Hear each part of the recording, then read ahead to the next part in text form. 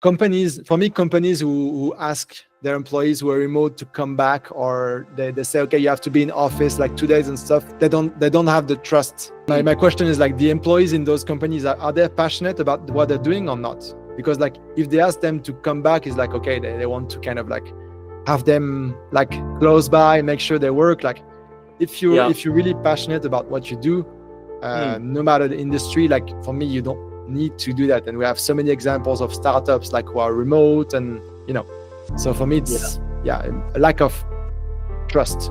I know at first you crave that freedom, you want to do everything. Like my first nomad trip, I was in Thailand, I was trying to work, I was partying, I was visiting, I was moving every 3-4 days. I was trying to do it all, and result is like I did a nomad burnout, like a travel burnout after 1 month. But there is like the ambitious nomad who's like, I can do what I want, but I choose to work on this project, on my vision, build something. So it had been 17 years I didn't go to Shanghai, but it's changed quite a bit. In what way? I mean, technology for sure. Also, I feel like it's China, like at least Shanghai is a bit more westernized than what it used to be. People speak English, like it's doable for like someone who doesn't speak Chinese to get around.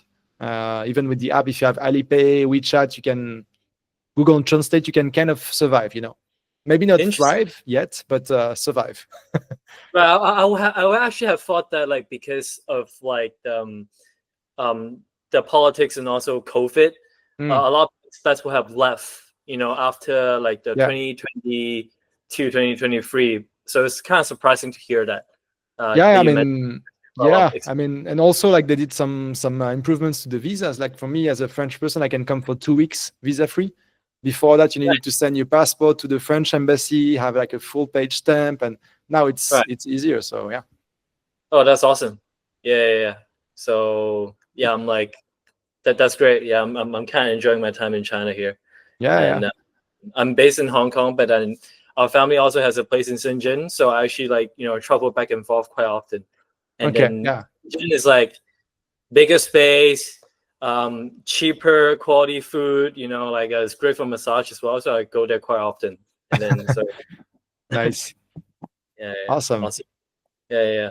So pleasure to have you today. So I have always been wanting to learn more about your journey of becoming a freelancing coach. And so I just want to begin by a short introduction. So we'll hear of Ambroise today, a freelance digital marketing expert since 2013 and a digital nomad since 2017, and has visited over 46 countries. And he founded Freemote, a coaching platform that he coached over 800 freelancers to succeed in a location-independent lifestyle. So I just want to begin our conversation by first asking you, so what inspired you to start freelancing? Especially considering that I saw from your website you mentioned that you earn only like €2 per hour to begin with. So yeah, I want to understand a bit more. So a bit of background. So I was studying in Canada. I'm French. I already like to travel, and I was studying it at a good business school. So the straightforward path is to study finance and get a high-paying job. And I guess you're familiar with that in Hong Kong. Like a lot of people then move to Hong Kong, Singapore, New York, and I didn't quite find myself feel like doing that. So I started looking around for different ways, and I signed up for entrepreneurship classes at my business school, and there was a teacher who had created businesses all over the world, and he brought in class the book The 4-Hour Week. And I was 20 years old at the time, and I was a broke student. I asked my parents if I could have it for Christmas. They gifted it to me for Christmas. I read it in 24 hours, and then I was like, okay, I want to become a digital nomad, and that was. That was 2012. So I was lucky to be early on. That was because I was in Canada, I guess. And which part of Canada are you in? Are you in Montreal? Montreal, yeah. All right, makes sense. Yeah. And then my path was okay, everything I'm going to study, even in business school, has to be digital. So I studied digital marketing and IT to be more specialized. And in the 4-Hour Week, they only talk about e-commerce, and I was kind of what we were studying as well. But I was like, okay, e-commerce is cool. I actually tried to launch a few. I actually launched a few e-commerce. I started working in the e-commerce space and the events, etc. But at the same time, I had a bit like by chance started freelancing as well. Like I was a member of like a student association that's called ISEC. I don't know if you know about it. Yeah, It's I like know that. Yeah. yeah. So I had signed up to get like an internship abroad, and like I had a few months free before I went on exchange in Argentina, and like I found like a kind of internship that was kind of like a like masked freelance gig in Germany. So in January 2013, like pretty soon after, I flew to Germany. I was in a small town, like a 3 hours drive from Berlin, and I translated an entire website from German to French and English. And Wow. I don't really speak German that well, you know. It was kind of fake it till you make it, and yeah, that's. I realized afterwards that it was freelancing, and that I could do that more and more, develop my skills. And you know, it's like I was a student at the time, so I didn't know much, but you know, translating back in the days, you had to do it in the HTML because it was like a older website thing. So I knew that it was an e-commerce company. Then which allowed me to found another gig in like a e-commerce company for not translating but social media management. And like kind of like I wasn't paying much at first, but I kind of always picked up new skills that allowed me to sell myself for the next gig, and then increase my my hourly rate basically every time. So yeah, that was how I got started. That's a pretty cool story. And then you mentioned like earlier on, right? Like you're saying that you're in business school, where a lot of people with the business degrees, like your friends and family, they will, after like they graduate, they will go to places like Singapore, you know, like Hong Kong, to pursue like the finance jobs. But you didn't feel like that way. I just want to kind of like dive more deeply into like, why didn't you feel that way? Is it because of like some internship experience you've had that made you realize like you're not cut out for like, you know, the finance world, and so you want to try something different? Yeah, I mean, at first that was I was looking forward to, like, you know, I was okay in business school, and they had like a trading like a mock trading room basically with computers and everything. So it was a good place to do that.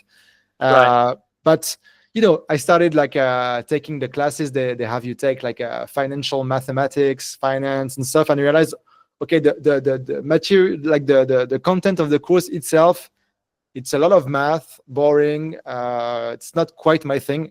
I think if I could have pushed through, I think I didn't know. I don't know if I failed finance, but I definitely retook it to improve my grades. So you know, it was not off to a good start. And then Yeah. I read about it, and like it all felt like basically like a corporate bullshit to me. You know, the finance way, kind of like, you know, like people wearing suits, like they have the market hours to then they try to impress each other. Like if I go to the cliche, you know, they're in New York with cocaine and hookers. I was like, what is this? I don't want to do this. You know, there are other things to do. Makes sense. Yeah. So and then that Isaac experience of you like going on a trip to Argentina, combined with reading like the 4-Hour Work Week by Tim Ferriss, kind of like, you know, just like open your eyes up to another world. And then I guess you just kind of like, you know, like try it out, like, you know, and tapping into like social media marketing, and then like doing the translation work, and then from there you kind of like just slowly build your audience and customer base from there, right? Yeah, I mean, as a freelancer, yeah, it was like, you know, I was still a student. I also did a master's degree after, and like everything you should do. But I was a freelancer at the same time, you know. And at first, I didn't even know I was a freelancer because nobody talked about it in days. Yeah. You know? And then I developed more and more skills. I was able to get like to earn more. So when I was like a master's student, I had like I had a gig. I think it definitely paid more than my rent. Maybe it paid my cost of living, you know. And I was a student, so I was mainly studying, doing that on the side, and it paid a lot of my expenses, allowed me to travel as well. So yeah. Nice. Yeah, but I was a freelancer, but I still went to get a job after my my master's degree. And this is a fun story as well, because like, you know, to validate your master's degree, you have to do an internship in a company. Yeah. So I had I had bonded with like a digital marketing teacher in the program, and he offered me an internship at the company, which was Yellow Pages in Canada. They had like launched some apps and like trying to go into technology, but I was able, you know, because I had all these skills. I was also organizing events. I was like I had my starting my blog and everything. I was able Right. to negotiate to transform this internship into a freelance gig. So my end of master's degrees internship was actually a freelance gig, and it was paid well. It was like about 4,000 Canadians a month. So 3,000 euros, maybe 4,000. I don't know the Hong Kong dollar rate anymore, but like, you know, 3,000 plus USD a month, like graduating, because I was able to transform it into a freelancing gig, and I had developed all these skills. Whereas my you know, my friends, they just got like a lowest paying like a internship, and yeah, but still after that they offered me to convert it to a job, and I'm like, I'm okay, I'm gonna have a job for maybe once in my life. Let's do it and see how it is. And yeah, I stayed in total. I stayed I think a bit more than a year and a half, and then I quit my job in March 2017. I was 24 years old, and then I've been like entrepreneur freelancing ever since. Yeah. Nice. What kind of work were you doing at the time for the company Yellow Pages? Yes. So I was so it was like the startup department of the Yellow Pages, if you can believe it. They had launched a bunch of mobile apps, and so I had an interesting role. I was like growth marketer, growth hacker, and junior product owner. So I was doing the like product owner job, you know, like defining, like clarifying the vision, like turning it into stories, sprints, and everything, but also with the marketing in mind. So yeah, it was quite interesting for me. Like, what does Yellow Pages do? Yeah, I heard of the name before, but yeah. So traditionally, it's like a, you know, like a book that they update every year with all the listings of like the commerce, you can have anything. It's like basically I don't have the name in English, but yeah, like a repertoire, directory of all the businesses that exist, with the phone numbers and stuff. And so traditionally, like businesses pay to be more visible in the paper book, but they also have a big website, and they had launched different mobile applications in different verticals. So I worked in like I worked to launch the application for activities, to be able to book activities in Canada. Then I transferred to like the more the e-commerce app that they had, and then we also launched a grocery shopping deals app, coupons. Nice. So right. Is the company still around? Yeah, it's still around. It's in the stock. It's actually listed in the stock market in Canada. It's still there. I don't know if it's going. I don't know how it's going, to be honest. But yeah, it's still there. It's everywhere. It's in Europe as well, in France, and yeah.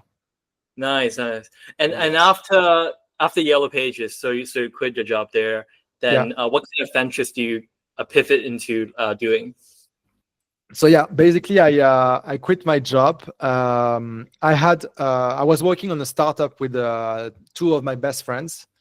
And we had this plan that they would move to Canada in August, right, to build the project. So, and me, I wanted to I can freelance to really try the digital nomad life. In 2017, it was quite new. You didn't know many people who did it. So I quit my job, and I timed it basically the way I did it, because it was super hard to quit my job. I was like surrounded by, honestly, my colleagues were amazing. We were building apps. It was like developers and like designers, and it was quite cool. Everybody like paid well and everything. I was like in this kind of like gold, the golden handcuffs kind of way. I wasn't paid that well, but you know. And so I knew I had like 2 weeks notice. So I booked a plane ticket like in 3 weeks forward, and then I had to give my resignation, and then organize the trip, sublet my room and everything. And so, yeah, I one-way ticket from Montreal to Bangkok. And then I went, I went on to travel as a nomad for, I think, about 4 months. my first nomad trip in Asia, nomad trip at all. And yeah, I did a lot of mistakes, but it was fun times. And then after that, you start developing the platform where you start coaching different freelancers. The This was Freemote. yeah, this was like about 2 years after that, I would say. Right. Yeah, yeah. So what happened within those like 2 years time spent? Yeah. What happened in between, and that led to the creation of Freemote? Yeah. So as I told you, I started traveling as a nomad. I was like still based in Montreal, but was 4 months in Asia. I came back. I went to Europe. I came back. I went to Mexico. So I was kind of like still traveling around, and like I was sharing this on social media. I also had my blog. I blogged about like digital nomadism life at the time, and people started asking me, okay, like what is this? What do you do to be able to travel like that much and stuff? So I started answering them. At one point, the startup we had built with my friends, it didn't go out quite as planned. Like we had some visa issues and things like that. So we kind of stopped the project, and I was basically looking for my next product. So I started testing the waters, doing things. So I organized like a big digital nomad event in Montreal. It was December 2018, so quite early for the digital nomad like world. Yeah, and I had also nomad friends at the time. I had met other people. Like it was a small community, and I had two friends. It was Christmas, so they were back in Quebec for the holidays. So I said, okay, guys, come, let's do a conference, organize everything. And we did this event, and we had people buy the tickets. It wasn't that much. It was like $5 or $10, but we had like 80 people. So I was like, okay, there is something something happening there. And yeah, and then that was like the first signal I should do something. Then I spent literally months having coffee with people, like trying to ask them, like freelancers, digital nomads, trying to get like how can I help you? What was the problem? What opportunities do you see? And also started coaching people who asked me, okay, how do you manage to travel and be like a freelancer and stuff? So I did like one-on-one coachings for a while, started creating content on YouTube. I think one of my oldest videos, like it was horrible.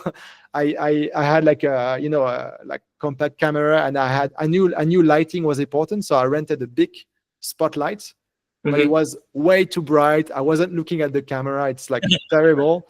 I did a video of about me working in Cuba at the time, and yeah, so the YouTube channel I started at that time. I also started my Facebook group. Now it's like 18,000 French francophone digital nomads. And yeah, I started building like an audience, and I surveyed that audience to the kind of the pre-launch method. So I surveyed them like, okay, how can I help you? What's your situation right now? What do you want to do? And like the answer to that survey was like, I want to be able to have like my own business and travel. So I'm like, okay, let's do something about that. And so I was nomading in Europe during that summer, and I came back and I pre-launched Freemote. So basically I organized like an online conference webinar, if you want. I promoted it, and during that webinar at the end, I kind of pitched my my Freemote program, like, okay, I'm launching this. I need like 8 people to join to get started. Like when you join, here's the price. You're going to be part of the first cohort if it works. And I'm going to release 1 module per week and coach you every week. And we'll take it from there, basically. And yeah, and 8 people joined. So it was amazing. Awesome. Like I was like, wow, yeah, it's like your first time selling something online. And then I had to create the course. So it was like a whole new world for me, like the online course. I had been teaching a class at the business school I studied at. I taught like a web analytics class for the master's degree. So I had some teaching experience, and I organized a bunch of conferences. But nice. I started doing it, like basically creating my course and recording it. And yeah, that was the start. That sounds like a fun ride, and we all started from somewhere. And I'll make sure to check out those early videos that you created on YouTube, like the one from Cuba. Sure. Have a good time watching them. Yeah, it's like it's a bit old style, but it's still nice to see. Yeah. That's awesome. Yeah, yeah, yeah. Yeah, And in I think the fact, like, even just video. I didn't study or took any course in video editing, but I yeah, still, like, okay, I knew the basics. It's kind of, for me, like, what's important is like knowing what's out there and getting after it yourself, learning, asking people how do you do this, and like after that, like, I'm not a good video editor, but I guess I'm okay now. Even if I hire some freelancers like who are experts, you yeah. build like this, and yeah. Yeah, I think that's a good point. I think everyone, like, most people, when they want to start something, they thought that they need to have everything planned out like perfectly, right? But then, like, most of the times, like, how some of the great ventures or, like, startups happen is like people just like kind of figure out along the way. Like, Yeah. when it comes down to, like, taking videos, like taking photos, whatever, like, there's actually no rocket science to it. It's something that you can like pick up and learn along the way. Yeah, I think like, is if there's like if there's a will, that there's a way. So yeah, Yeah, for sure. yeah. And so when it comes back to the topic freelancing, I'm just curious, why should someone choose freelancing over starting like an online business or pursuing like a remote job per se? Yeah. Okay. So remote jobs, honestly, if you can find a good one, it's a great way to start because you limit your risk. Like, you're still an employee, you know how much you're gonna get paid. It's like more stable. So if you can, maybe it's a good way to start your remote journey. Mhm. Also, in terms of insurance, you have less things to take care of, basically. Yeah, yeah, So yeah, in French, those kind of jobs are quite rare.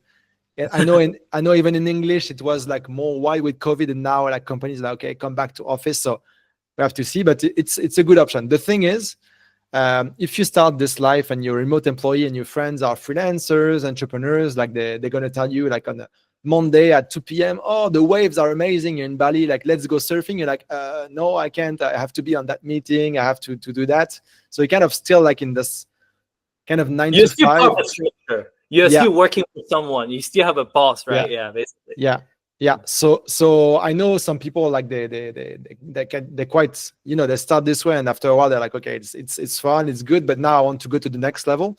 And freelancing is quite great because basically you sell your skills to companies who need those skills, and they pay you. Which means you're gonna have only one client, which you have when you're an employee. You can have like usually 3, 4 plus, so it's more flexible. A Right. client can you can stop working with a client if you don't want to. You can choose your clients. You can choose the kind of gigs you do, basically. You can also decide, okay, like I want to work only 4 days a week, and you do it. You don't have to ask permission Mhm. for to anyone. Right. um, you still have to structure your business, freelance business, in a good way, because some freelancers, like, they kind of like, they still have bosses which are their clients, and it's okay. It's also the relationship, but it can be yeah. And so freelancing is flexible in terms of the amount of hours you work, the projects you select. You dictate your prices. Of course, they have to be accepted, but yeah, like, it's gives you much more freedom. And a lot of people have this cliche of like freelancers who don't make much money. It can be true for people who don't have like the right skills, or don't know how to structure their business and everything. But you can also like have quite good revenues as a freelancer. I know a few freelancers who make like 10, 15,000 USD a month, even more. I had a friend who made 44,000 USD a month as a freelance developer. But of course, it's Mm, like those are extreme examples. But like the cliche of freelancers struggling to survive and stuff, like, sure, if you don't have the right skills, the right processes, but it can go quite far. And I would say mm, it's sometimes much more profitable to do freelancing than to launch your own business. mm. Makes sense. Makes Yeah. sense. Right. And do you specialize in like a particular industries? And do you work with more like the B2C or B2B clients? All right. So for me, or For you, yeah. okay. So me, I work with I would say it's like a B2B, B2C, because like some freelancers that Nice. we coach have already started, so they are typically Mm, businesses. Some people go from employee to freelance, so the freelancer, so they start, I guess, consumers. But Right. what makes freelancing different from coaching is that as a freelancer, you sell your services to businesses. As a coach, generally you sell your services to customers, right? Yeah. So if you sell your services to businesses, like you can have one client that pays you a lot. I used to have one client that they paid me 3,500 euros a month, one client, so I could live off of that. It was like great. You can have multiple, but like you don't need like if you need more than 5 clients, like you need to change some stuff. So you can have like 2, 3, 4 clients, and that's it. If you start serving individuals, like it's more comparable to being like a psychologist or else. You need like an army of customers, which is okay. You need some recurring, and you need to be like visible much more. You need to create content. You need to be visible. You need to, it's like a numbers game. Whereas freelancing is more like a quality. Okay, I need like 2, 3, 4 maybe good clients. So it's a lot more work to do to find them if you know how.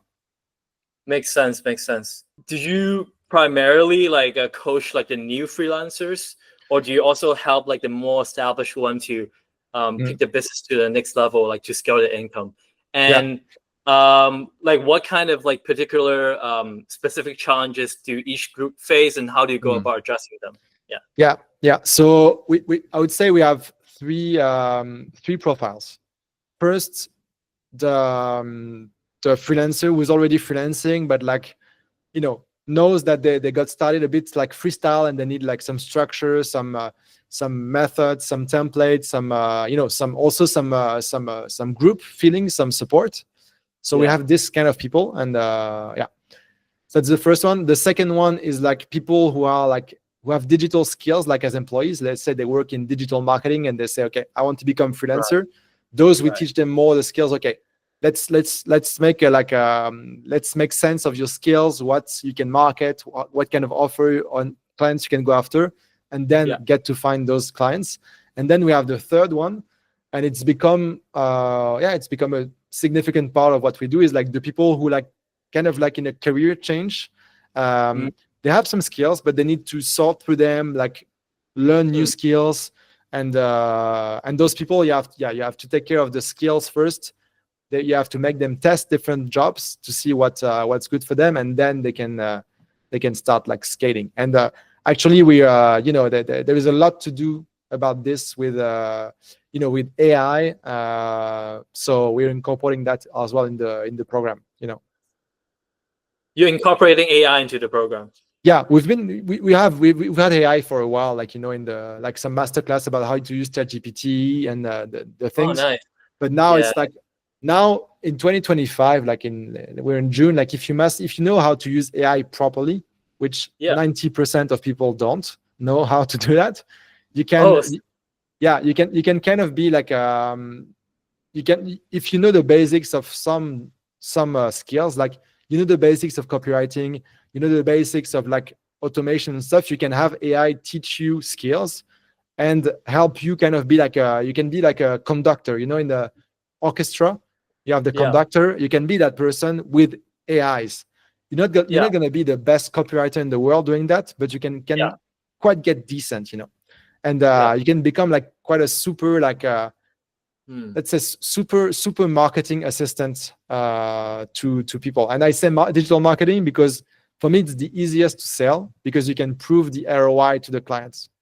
Digital marketing and sales, if you sell like a design, it's much harder. But if you sell like a sales or marketing, like let's say you manage like email marketing, they pay you, let's say they pay you $1,000 a month.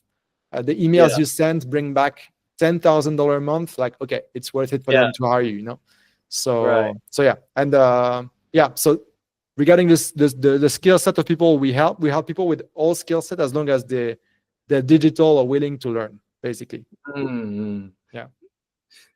Do you have a specific specialty or niche? Do you focus more on like digital marketing because of the background, or do you also like help people with digital sales or copywriting or web development. We have people from all all industries, all kind of work. We have architects, we have like ex lawyers, we have UX UI designers, we have like virtual assistants, we have a bit of everything, to be honest, because the principles, like, okay, there is AI and stuff, but the principles of like, okay, what is to be a freelancer, what makes a good client, a good relationship, the principles of sales, marketing, they stay the same, Makes sense. Yeah. Do you can you share like a memorable client success story that highlights your coaching impact? Yeah. Well, I have so many. Okay. Maybe we talked about AI, so I have someone in mind. Sure. So Yeah. it's a guy whose name is Jean Briac. So obviously what I do is in the French, like francophone market. So we have French, Québécois, and so Jean Briac, he's from a village in the west of France, and he had studied like I think social work studies or something like that. And even after having done a master's degree, he struggled to find like a proper job. So he started doing some community management on the side as a freelancer, and he was making like 500 euros a month, so not enough to live on. And I think he was still living at his parents or something like that. And then he discovered the program, he joined, and he started more and more structuring his business, using his network the right way, being visible the right way. And soon after, he was making like 3,000-4,000 euros a month, doing social media management and vertical video editing. Actually, I hired him afterwards for my short format vertical videos. I had a podcast. He did the video editing and stuff, and he was always like super up to date with the AIs for video editing, even like 2 years ago. So he was in my team handling that. We had like a remote team retreat in Barcelona, and he came. So I know him personally. And after that, like he kind of like started working with clients on LinkedIn about AI and stuff, and he literally took off on LinkedIn. So like now he has like 120,000 followers on LinkedIn in French about AI. So he's become like one of the AI influencers in French, That's awesome. Yeah. And like he just gave a conference at the Parc des Princes, which is like a Paris soccer stadium, with like experts like who've built like billion-dollar startups and stuff. So he's quite out there now. Yeah. So nice. Yeah. It's an extreme example, but it's still it's fun. Yeah. All because of the program. Can you probably maybe walk us through a bit more about the way that the program was being structured and how that led to the success story? I mean, I wish I could take like credit for but it's mostly them and their work. Like my role is just to give a structure, tell them like about my experience, because I've been freelancing for a while, what works, what doesn't, like some guidance. But it's like mostly hard work on their end. But the program, basically the way it's structured is like there is a course, like an online course that's sequenced in a way so that they have to take action. Basically, it's not like just a Netflix experience. They have like exercises to go through, and those exercises, like compared to a classic course, is like, okay, you have to go send a message on LinkedIn to 5 people who fit those criteria. So it's very like in action on the field. It's not like you're in your room on your computer. No, it's like you are on your computer in your living room maybe, but you have to get out there and confront the market and do actual stuff. So there is this like and it's sequenced in a way that they accomplish milestones and have wins and move forward. Of course, some people have like they're gonna be some parts are gonna be easy for them, some other ones less. But that's why we also have like the coaching. So one-on-one coaching and group coaching. We call it coaching, but I guess it's more like a mentorship, because it's like we coach them, but we have the field knowledge. Basically, I also have like some people in my team helping them. So coach them in small groups to basically answer their questions, celebrate their wins, because freelancers often forget to do that. Talk about the challenges, give action plans. Sometimes we really go in, like it's like, okay, share your screen, like open your LinkedIn profile, let's do this, let's do that, So So really hands-on for some people. And we Nice. also have a community. So we have a Mm, community, like it's a private group where every day people share good tips, share wins, share their problem of the moment, ask for feedback, and a lot of people from the program actually start to collaborate together, recruit each other, because let's say, for instance, I work with mm, the clients. I'm still a freelancer, by the way. I still do it to stay in the game. And I have one yeah, client, it's for instance. important. Yeah, Mm, so I help them with their online marketing for their e-commerce website, and yeah, sometimes we need to do some SEO for the strategy. So I yeah. hired a friend of mine, not someone from the course, but a friend of mine who's like a SEO expert. I Mm, also hired, one of my best friends I built the startup with for some tech stuff we need to code on the website. I hired someone else for something else. So, you kind of need other talents uh, that you trust to bring with your existing clients, because then you're more than doing your job. You're helping them do more and things you cannot do yourself. right. Mm. Makes sense. Yeah, yeah, yeah. Mm. So yeah, yeah. Yeah, I guess like that also partly like addressed the questions I was about to ask, which is like your journey of growing your coaching business to reach like approximately like 700 clients. Is by building this community, like hiring, like having like a team, like that fulfill Yeah. like different needs, and then like collecting those like client testimonials and stuff like that. Yeah, Right. that's, and also making sure you have a good program. It's like a lot of things you have to manage. So there is the course, and like making sure the program is well designed, brings results, and the people are happy about it. And Mm-hmm. also like a lot more and more sales and marketing as well, because Yeah, like the coaching market is becoming more and more competitive, even in for French. sure. And you have to For do sure. your content, and how you do that. I do YouTube videos. I did a vlog we talked about Shanghai. I did a vlog about my experience in Shanghai as a nomad. I do Let interviews me of check it out. freelancers I meet on the road. So creating content, sending emails to people who subscribe, it's a lot of work behind the scenes as well. Mm. Yeah, so that's also why I need a team to help me. And it's super nice for me to recruit people from my course, because I know who's good, who's listening, who's you know That's awesome. Yeah. With remote work, rapid growth, right? What are some of the biggest changes you have observed, and how do you predict the remote work landscape will actually evolve? Yeah. remote work instead of freelancing, or both? Both actually. Yeah, Okay. both. Yeah. For me, AI is changing, and is going to change a lot of things. Mm. We met at the Nomad Summit conference. It wasn't the Yeah. topic, but we came to that topic with the other panelists. AI is changing a lot of things, and I think for freelancers and any kind of talent, you need to be up to date with what's possible with AI, because your customers, they expect you to be on top of your game for your Mhm. skills, but also for AI. And with AI, you can be twice as productive as someone else who doesn't use it nowadays. It's no matter what you do, there is some things like you can automate some part of the video editing. You can it's great for text. You can write things. You can generate images, videos. There is a lot of applications, and even if your job includes some research, like now there is deep research on ChatGPT. So Mhm. there is always things you need to you need to be on top of your game, basically.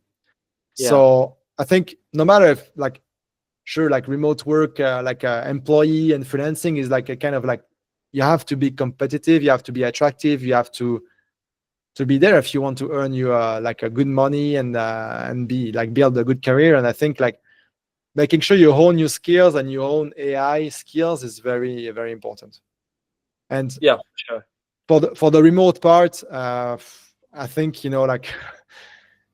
companies who ask their employees who are remote to come back, or they say, okay, you have to be in office 2 days and stuff. For me, it's they don't have the trust in their employees enough.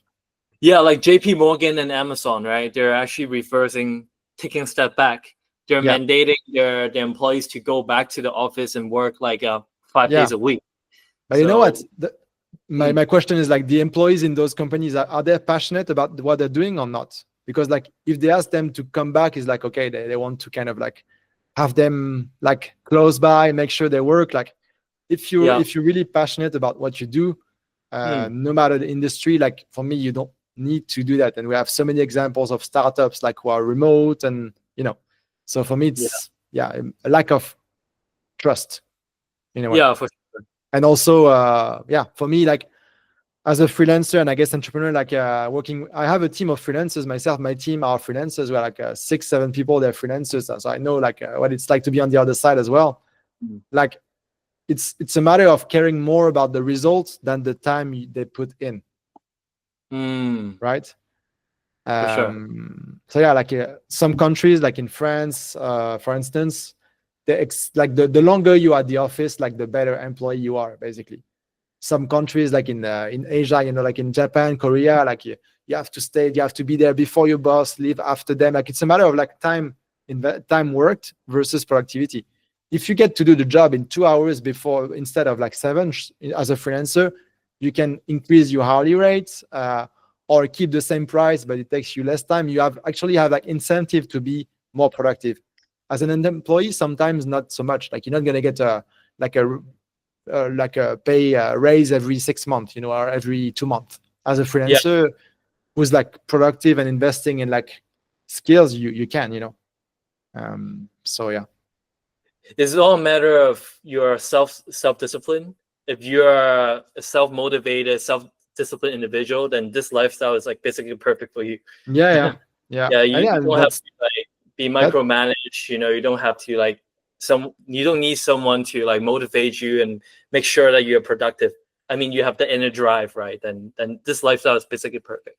Yeah, that's super important what you say. Like the like be motivated and determined.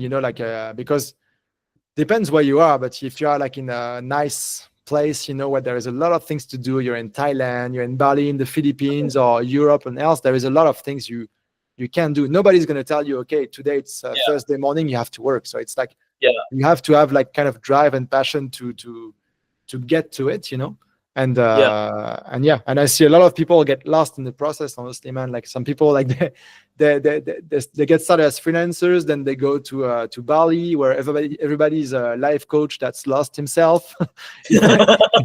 And then like they're lost, and like and then it's there's some people like they start freelancing, then they go as a nomad, they don't work as much as they should have, or they kind of stop working. They're like, I made it, I'm retired, and then they have to go back home after 6 months because no more savings. And it's like, then those people, I don't know how many of them go back, but it's hard to get.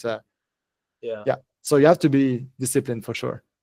Yeah, for sure. And I also think that in some sense, this digital nomad lifestyle of you having this flexibility and freedom to travel to different places, meet different people, they actually help you to be more productive, at least in my case, right? Versus me, like just like stuck in the same like office environment. I have to go to the office, like stay until from 9 and stay until 6 o'clock, and like just going to the same location. If you give me more flexibility, I can go to like the beach, or like go to see like the mountains, or like try different experience, meet different people. That actually makes me more of a creative individual, and it actually helps me with my work. Like give me like new ideas. Yeah, for sure. For me, like being a nomad, if you're surrounded by the right people who are like actually working, in terms of mindset, in terms of like ideas, in terms of for me, you're like basically on a ongoing mastermind all the time. Like you go have lunch with a friend. I had lunch with a friend just before like a call in Chiang Mai. Like we went to a brunch restaurant, and like you talk about everything, but you're like, oh, what do you think I should do about this? I'm running ads. I have this issue, and it's like, oh, I cannot help you, but have you talked to Eric? He might know the answer. And it's like always like pushing you, and also like there are some short-term like digital nomad friendships, but also like longer ones. That's also like why some people base themselves somewhere.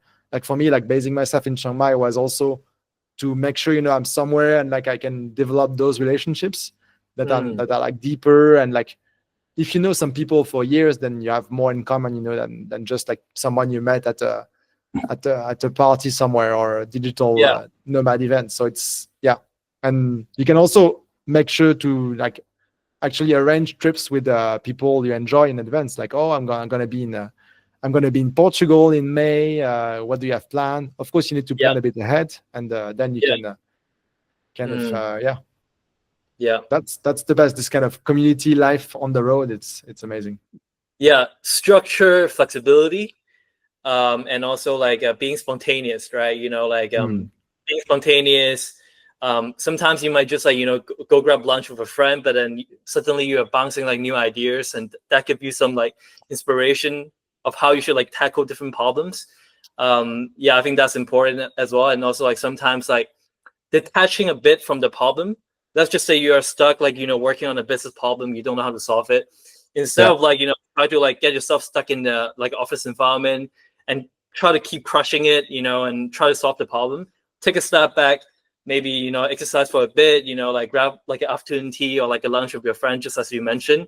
yeah, And then that might actually give you some spark of new ideas as to how you should approach a problem. They might yeah, refer you to people, right? yeah. Um, yeah. 100%. For me, like I like taking. I don't put an alarm in the morning anymore, except like on the occasions. And Mm, let yourself sleep. I'm like much more productive. I work maybe less in the mornings, but more productive. Like mm. right now it's like 3:18 p.m. here. At 4 p.m. I'm going to the gym. I have my coach. Nice. After that, I'm gonna come back. I'm probably gonna open my laptop and do one or more things, and then meet Yeah. some friends or chill. It's like on and off, and that's good. Like sometimes like not working actively is more productive than working. And this, Mm. if you have to work certain hours, you cannot access that. You have to be there. But as a freelancer, Yeah. like what you do is like determine. Sure, there is some volume of work, but also like the quality of the what you're gonna do, the insights, like Yeah. the mindset you have about it. So yeah, like Yeah. if I yeah, I think you get it. Yeah, for sure, for sure. I mean, that's one of the core principles of deep work, right? It's like, it's not just about like the hours that you work, but also the quality of those hours. You Mm, want to make sure when you work, like you're really, really focused, and then you need to have like certain activities outside work to make sure like you're productive. Like just as you mentioned, like gym, traveling and all that, they basically complement what you do. Yeah.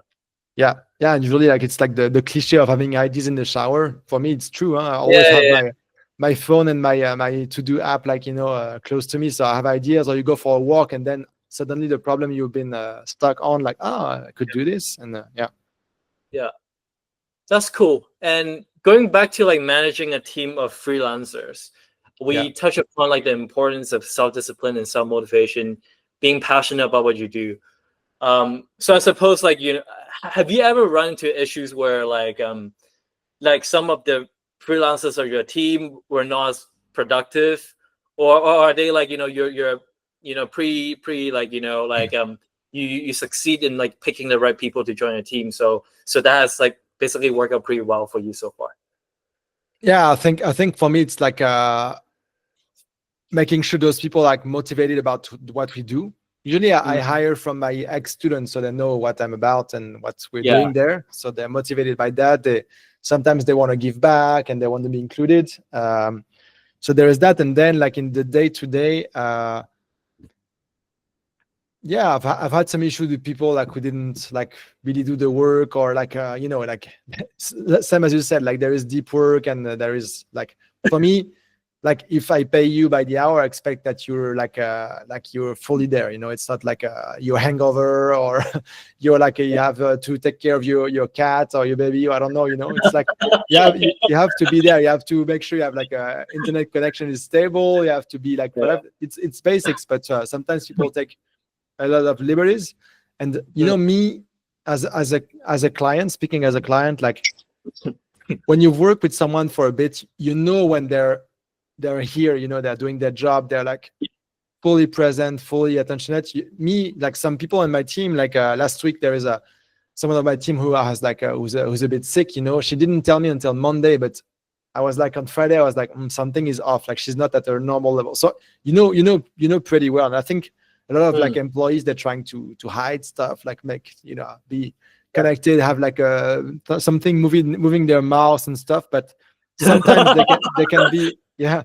Sometimes they can be hidden like that. in some companies, but like if you work with clients who value who put the important is the value of what you provide, Yeah, then you I see it quite clearly, you know. yeah, for sure, 100%. Yeah. So you have been living this nomadic lifestyle since 2017, so that's like 8 years and counting.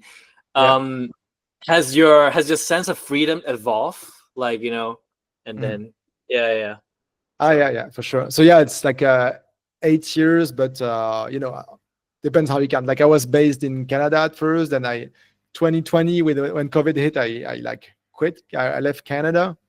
mhm. Uh, then now I'm based here. So it's like nomadic. I travel about half the year these days. Before it was like 12 months a year, so it depends. But Yeah. yeah, I think for me, freedom at first was like just you can do whatever you want whenever you want. That's freedom.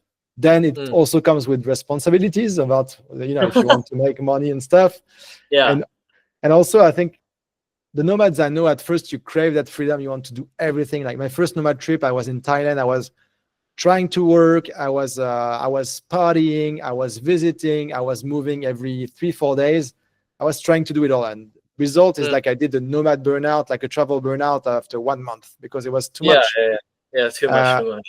so after a while, like a lot of us, like you want to have a good business and stuff, but you also crave the lifestyle. It's like, okay, I can surf in the morning. I can then go work. I can take a 4-day weekend if I want, but that's for a while. And after that, after they said 2-3 years, I feel like people who have like ambition, they are like, for me, lifestyle nomads that just want this. And then, some people that just want to make the minimum amount of money to maintain the lifestyle, and that's it.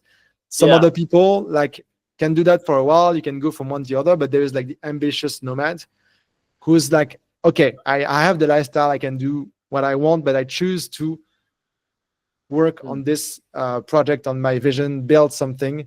And then you have the freedom if you want. It's just you choose to do Mm. something that matters more to you, or maybe secures your future to retire earlier, or build Yeah. something of your own. But like your e-commerce, and you build something of your own to Sleep kind of, mask. Yeah, yeah, yeah, to get ahead, do your own thing, like see how it does, and have your own yeah. project you can push. Yeah. So some Yeah, I people. love that. Mm, Yeah, I love that. I love that. Because I think like one of my favorite quotes is I think like freedom without purpose is empty. yeah, Like I mean, as you just mentioned, like when we all just started off as like nomads, right? Because we don't have this freedom before, so it's kind of like we want to just have the freedom to do whatever we want. I think that was great. That was very liberating. But then it can only like that. The high can only last it for so long, right? And yeah, then like after a while, you start looking for like so what's next more than this? And I think like yeah, just as you mentioned, um, if you can combine freedom with purpose, you're also like working on something that give you purpose. You're helping other people. You're contributing to society, making the society a better place. yeah, In my case, like I started Sleep Oasis, a platform, an e-commerce that promotes sleep masks because like 1 year ago I started wearing sleep masks. I just found it to be a complete life changer. It has improved my sleep. And then like by wearing different ones, I kind of noted down the feedback and I designed my own like 3D mask. And I'm just thinking to myself, if it can help me, then it probably can help other people too, right? And then yeah, and also yeah, like sleep is such a like a topic that is not that talk about compared to like nutrition and exercise. That's so tied to like this new concept of proactive medicine, which is where instead of waiting until you're 70, 80 years old, like something major happened, you get surgery maybe, like, and then you live for another 2 or 3 years. Let's take better care of yourself when you're 20 or 30 years old, right? And yeah, then to do that, like you proactively, you want to measure your health, monitor your health, knowing your biomarkers. But then you also need to do different things to improve your health. And yeah, and I want to focus on sleep and like sleep. The sleep mask, is like one of the more like organic and sustainable ways to help you to improve the sleep compared to like indulging in melatonin, taking sleeping pills, like that yeah, help. So yeah, for basically, sure. and Mm, yeah, yeah, finding your 100%. important. Yeah, Mm. for sure. Mhm. Yeah.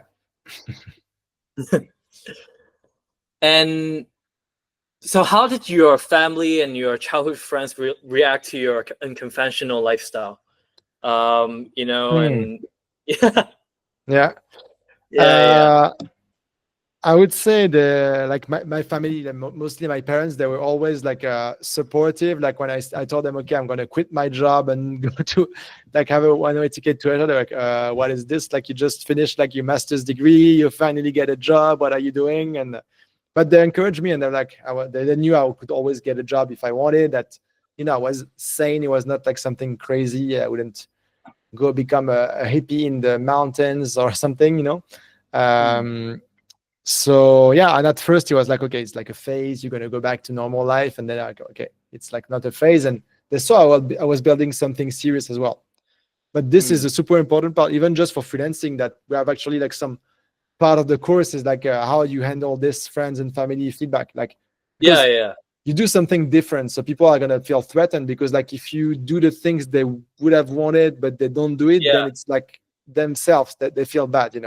They So feel inferior and they feel jealous, right? And that is yeah, something I hope it wouldn't happen, but then yeah, it's kind of like always yeah, it kind happens, always happens. of And like always sometimes happens. like you ask for advice and like you realize, okay, they don't give you advice for you, they give you advice compared to them. They always have like their own Yeah, like vision of the thing. And yeah, I had some, I started like when at first I used to have a blog about what I do, and like I would post on my socials to try to get traffic, you try to get everything. And I had some of my friends who like kind of become haters of what I did. I was like, what the fuck is this? Like, it's like I'm trying to launch my thing. My friend, you should yeah, help me, like comment, yeah, share. Maybe yeah, it's like exactly. making fun of like the topic or the way I did my titles, something. I'm like, dude, like go troll someone else, don't troll your friends. It's like you're not gonna bring me down by doing this. So Are yeah, you guys still friends? kind of Yeah. like, but not close. And like we have super like it's people you go to high school with, and like 10 years after, like you have completely different lives. And Mm, it's okay, that's life. Like we have some things in common that we always have, but like some visions, like about life, what you should do, and stuff, like it's different. Like for instance, as entrepreneur, you try to optimize your life. Like I have like a yeah, I have my super simple example with that person. Like I have like I saw him like a few years ago, like when I travel, like, and I was basically telling good things about the fact that I never have to clean my place myself. So when I travel, Airbnb, it gets clean when you move out. Like a hotel, you have cleaning. In my apartment, I have a cleaner that comes every like 10 days or so. And he was like, oh, you exploit those people like who clean and stuff. I'm like, dude, like I don't force them to do anything. I pay them. And like it's because I have like something with more value I can provide. I can afford it. And it's like, so it's completely different worldviews. And that's okay. Everybody does what they want. Some is more in right. like, that person is more into like, uh, maintaining his lifestyle super low, and like he doesn't earn that much money, so it's like a different lifestyle. He could have done something else, but Yeah, by doing something different, you threaten their reality. And yeah, yeah. I think sometimes I just wish people can just like respect that everyone has their different lifestyle, like respect that everyone has their own differences. But then also yeah, like at the same time, like it doesn't stop us from celebrating each other's success, right? Yeah, it's yeah, just like but I mean my way is superior or your way is superior, but like it's just being different yeah, and being okay with it. But then not a yeah, lot of people have this mindset, unfortunately. So yeah. And like, you cannot make everybody feel good. Like sometimes I've had friends like they made completely different lifestyle choice. They got married at 25. They have 3 kids. They have a house. And like sometimes in my content, I talk about the freedom. You for content, you take some examples. I'm like, and sometimes people get like get offended, but I mean, they're not my target audience. I'm talking to people who are in this kind of life direction, not people who went the opposite way. mm, So yeah, that's life. You cannot yeah. please everyone, otherwise you don't do anything of value. 100%. Yeah. There are always Mm. like some petty, too sensitive people out there. So you have to focus Yeah, on what's important to you. yeah, So yeah, for sure. it's their 100%. problem. We're moving For sure. forward, guys. Yeah, 100%. Yeah. Um, what advice would you give to your younger self about career transition or entrepreneurship? And then, are there any like exciting new projects or goals you're working in the future? Yeah. So the advice I would give is always bring value. It's super simple, but like always bring extra value, basically. Like Mm, even if you're like an intern, if you're freelancing and stuff, just go the extra mile, do something extra, try to learn some stuff, like, you know, always be curious and like providing value, because it makes a difference. Like some, just an example, I was interviewing some candidates before, like today, for a new role in our my business, and like mm, one girl showed up 2 minutes before the call. I was on the call, so I saw it. Another guy mm, showed up like just on time or 1 minute late. He mm. had like to update his Zoom and stuff. I'm like, okay, it's like clearly in terms of professionalism, and also like, you know, it can be simple things, like just you have a call with like a possible client, like send him an email right after with like outtakes, or just like things like that. Or if you're gonna have a call with a company, don't just come with your questions. If you can, maybe come with like some first quick wins. You know, always try to Yeah. have something extra, bring value. And like if Mm, you're an intern, for instance, maybe like it won't do anything, but you're gonna have learned some more things. The people you've interacted with, like they become your network. Maybe they're gonna yeah. change company, hire you. So it's like paid forward in a way, not too much. Yeah. So I see Mhm. some people working for free for nothing, but still like put an extra Yeah. spice in everything you do.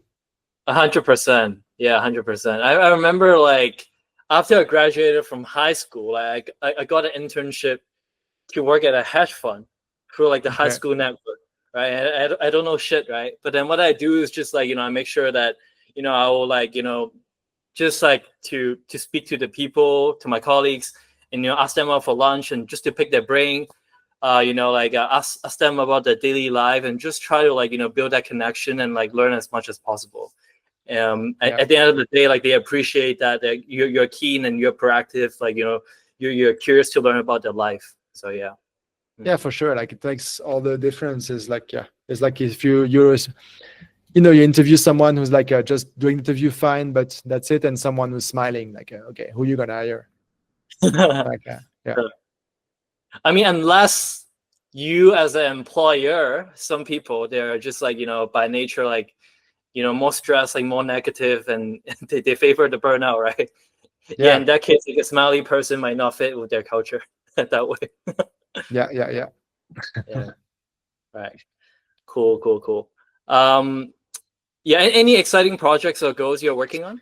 Yeah. Mm, So I was I was touching on that. I'm working like on a AI digital marketing bootcamp for freelancers to nice. basically, I told you like when for me, like if you like know how to use AI properly, Hmm. and know the basics of some digital skills, then you're unstoppable. So I'm launching something like that for my current clients, and to test it as a boot camp this summer. A short pace, fast pace, but a short length. So yeah, that's my main focus right now. That's awesome. Yeah, Yeah, and keep us posted. Exciting. improvement on the course, to make it like even better. How can I make their go-to market faster, basically, the people I work with. So yeah, I like that. There's always area for improvement and to optimize the process. So yeah, exactly. Yeah. have to be on top of your game. Yeah. Always. Mhm. What are your top three recommended books or resources for anyone who are looking to reinvent a career or to embrace the digital nomad lifestyle? Okay. So first one, the 4-hour work week, for sure. Mm, Still relevant to this day, and they've updated the version. Is not like too like as much e-commerce as before. Then I also like the Millionaire Fast Lane. I don't know if you know this. Millionaire First Link. Yeah, by MG DeMarco. Mm. It's not like, okay, it's about entrepreneurship and the guy's a millionaire, but it's mostly like it's some good concepts from going from being like a consumer to a creator of things. Yeah, that's so important. Yeah. Yeah. And the third one, let's try to throw something in the mix. Interesting. There is the Alchemist by Paulo Coelho. Nice. So yeah, I like that. So it's a more fiction, travel, like find your purpose thing. So yeah, Yeah, I think that's a good start. There are some other ones. There is also like also Vagabonding is quite good, about like travel, like a long-term travel, and like the different ways to do it, and like how to, get deep into the culture. Nice. Yeah. Yeah, so that one is more about this idea of like instead of like just like travel to like new places, spend a couple of days there. It's more about getting to know like the local culture and like the people or something like that. Is it? Yeah, it's also like finding work where you go, and like coming back home. So there's a lot of things in that book. But yeah, That's awesome. it's also a bit, it's like a bit old school, but it's still like relevant. So yeah. Nice. And I like the concept you talk about, like the change from the consumer mindset to the creator one as well. There's another one that I really like. It's called that's tied to that idea and concept. It's called Becoming Supernatural, written by Dr. Joe Dispenza. Okay. Yeah. I don't know this one, but yeah, I know the guy. Yeah, it's cool. Like, yeah, I think I was kind of stuck in the like consumer like mindset before. It's like you're watching from afar, like you see all the people who go on to become like digital nomads, like influencers, like creating like really cool things, and you think like you kind of like you're not meant to do that, but then like by just like switching this mindset, like you just put yourself out there, start creating the content. Especially I think like when you realize like what you're truly passionate about and what brings you purpose. And you just go out there, be fearless, and create your own thing. Then yeah, basically. Yeah, for sure. Yeah. You can become one of the person that you admire at the end of the day. Yeah, let's hope. And that changes as well. Like people you admire first, like like I used to admire people in finance. Now not as much. Yeah.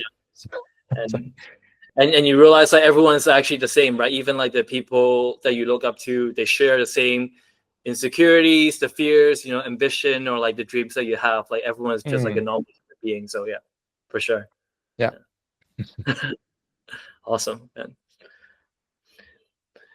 Yeah, it's a pleasure talking to you today, man. It was always as well. Like first time I was on the rooftop in Chiang Mai, now on the online call. Always pleasure to talk with like-minded people like you.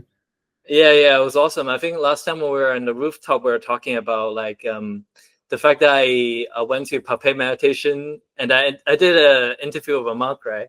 And we were talking about meditation and stuff like that. And you were telling me that you actually start meditating at an early age, and then one of your parents is a teacher in meditation. Yeah. So early age, I don't know. Like my dad has always kind of meditated since I was young, but me, I got started when I was in Montreal with the app Headspace. Yeah. You told me about that. Yeah. And then I've not always been like regular, but always some kind of meditation as well. Never did a retreat or anything, but maybe one day. And yeah, Taipei is not very far from Chiang Mai, so I have no excuse. Yeah. But like so my dad, like he's like retired, and he's a volunteer in a Buddhist center close to Lyon in France, and he took the classes to be a meditation teacher to help out. And and these days, like I kind of stopped meditating, and like these days when we talked about it, I had just started like this, like 2025, I meditate nearly every day. And funny enough, Wow. I came back to Headspace because I don't like the format works for me, and like yeah, the new app and stuff. So yeah. Nice. So yeah, you have to Every find what day. works for you. Yeah, every Wow. morning, yeah, wake up, Wow. shower, meditate, and then I go on about my day. Oh, And I that's feel awesome. like I don't miss it that much if I don't do it, but I feel it's good, to get grounded and not start to rush the day as well. Yeah. Yeah, especially to like the business owner, like the leaders, because everything starts from the top, right? And like especially like I think it's like the like some people they would say like oh like I don't have time to exercise, I don't have time to meditate. It's actually as a matter of fact that like the busier you are, like Yeah. the more responsibilities you have, the more important that you actually set aside some time just Yeah. to like meditate, just to exercise, to clear things out. Like it's so important. Yeah. If you don't have time to meditate, it's that you need to meditate. Yeah, it means that you have to. Yeah. Yeah. If you're sleep deprived, like you are like constantly like overthinking like different things that occupy your mind, you need to take some time to declutter. It's so important. Yeah, for yeah. sure. Yeah.